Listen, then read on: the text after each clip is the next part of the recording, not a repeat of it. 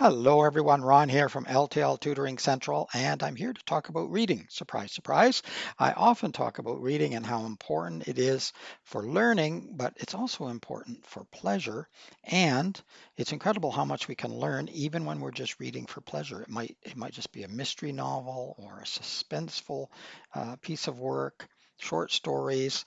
Uh, but we can learn from all of that. And of course, we can learn from academic material as well. And here's the other thing. Sometimes people think when you're reading academic material, it can't be pleasurable. Well, of course, it can be pleasurable too. Now, some of it is more pleasurable than others, and I'm going to talk about one in a moment that I think is exceptionally pleasurable to read so far, because I'm talking about a few books that I'm reading at the moment. And yes, I don't normally read one book at a time, and there is a reason for that. Now, sometimes I do. Sometimes I read a whole book in an afternoon, particularly if they're relatively light reading novels.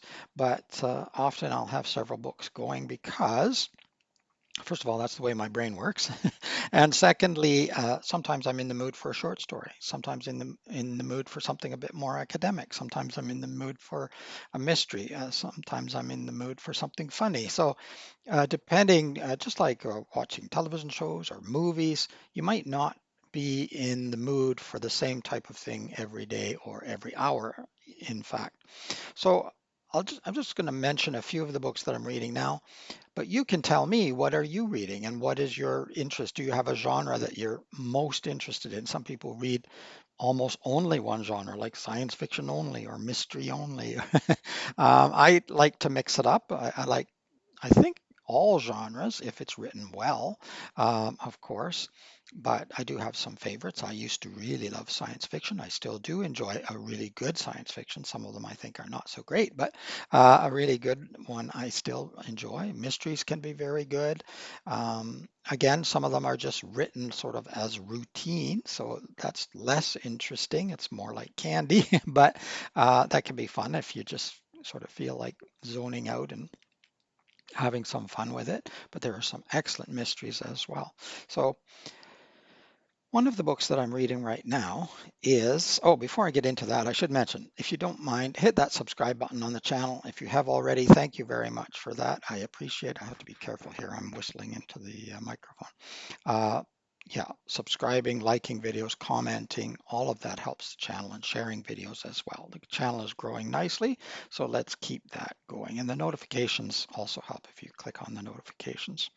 So one book that I want to mention that I am reading, I am about in the middle of it at the moment, I think, and it is this one, Carl Sagan, Cosmos.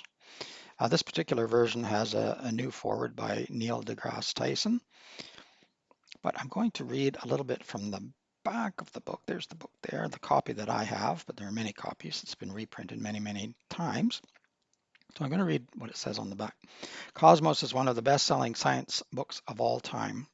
In clear-eyed prose, Sagan reveals a jewel-like blue world inhabited by a life form that is just beginning to discover its own identity and to venture into the vast ocean of space. That's us. And at the time when he wrote this, of course, space was still relatively new. This is this copy is a new book, new version, but the text is was written some time ago. I'm not going to read everything that it says here.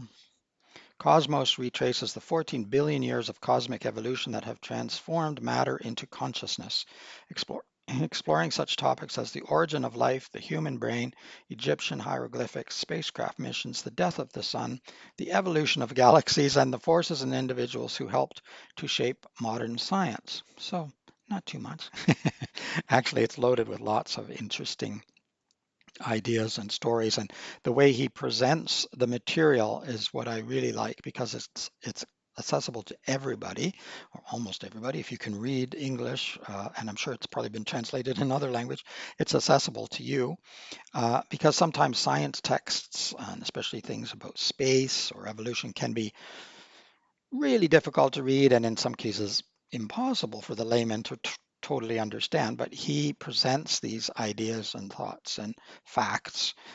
There's a mixture of things going on here, in a way that we can all learn from, imagine about and just engage with. And I think that's really important. It's what I've enjoyed with him. He's even dreamt up some imaginary experiences that people might have had, but it's mostly just to get some of his ideas across in a way that's very palatable, in a way that we can understand and relate to. So, yeah, I'm very, very interested and have enjoyed it so far. I'm about, as I say, I'm about halfway through so far. So that one is very good. I'll set that to the side. Another book I'm reading at the moment is this one. It's Dear Life, stories by Alice Munro. She's a Canadian author. She is from southwestern Ontario, and that's where I live. And so that is kind of interesting. But in her stories, the most interesting piece for me is her characterization, the way that she presents her characters. And the male and female characters are not always presented in the way that they used to be um, in well, I guess all literature, but Canadian texts in the past. And so she was a little bit at the forefront in that, and she's also an expert short story writer. She's well known for her short story. She's a famous Canadian author, and I like, how should I put this? These are not stories that if you want excitement, excitement, excitement, or car crashes or explosions or that sort of thing. Uh, they're much more subtle than that, and it's all about characterization. There's plot, of course, but it's just more subtle than some of the stories that I also enjoy reading. I enjoy writing too, but I enjoy reading. Um, where there are gunfights and train crashes or whatever. But these are more subtle than that, and I enjoy that. It's relaxing, but it also makes you think if you want to, if you want to get deeply enough into it. So I do know some students, for example, when they have to read an Alice Munro story for school, find it very boring, nothing ever happens, and but there's a lot going on. You just have to look a little bit more closely. You have to pay a little bit more attention to it. And so that's another book that I'm reading, right? Short stories. I've read short stories by Alice Munro before. I'm not sure if I've read any of the ones in this book. I am probably a little better than halfway into that one as well. But they're short stories, so you can read one at a time, leave it for even a long time, and come back because each story's obviously a text within itself. So that one I can stop and go read Cosmos or do other things and then come back and read another short story.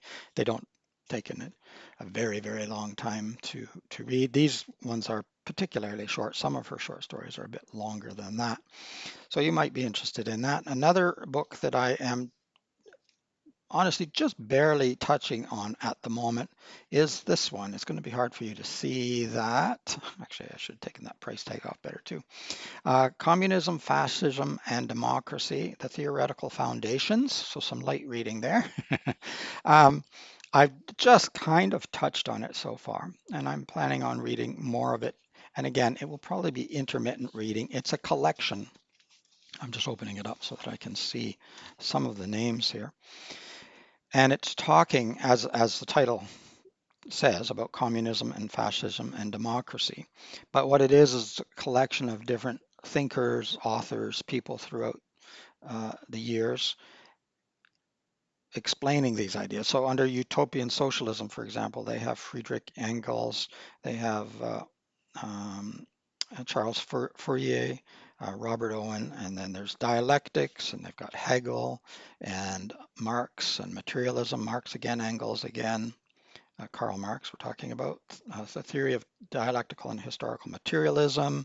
We got Vladimir Lenin, um, and we have that under imperialism, revolution, and the future. Trotsky, Stalin, Khrushchev, the strategy of tactics, communism. Again, we have Lenin, Mao Zedong, Castro. I'm just reading some of the names because there's a lot, and I know you're not probably interested in hearing all of the names, but basically, and then you've got Thomas Hobbes and Hegel, and these are under other headings as well.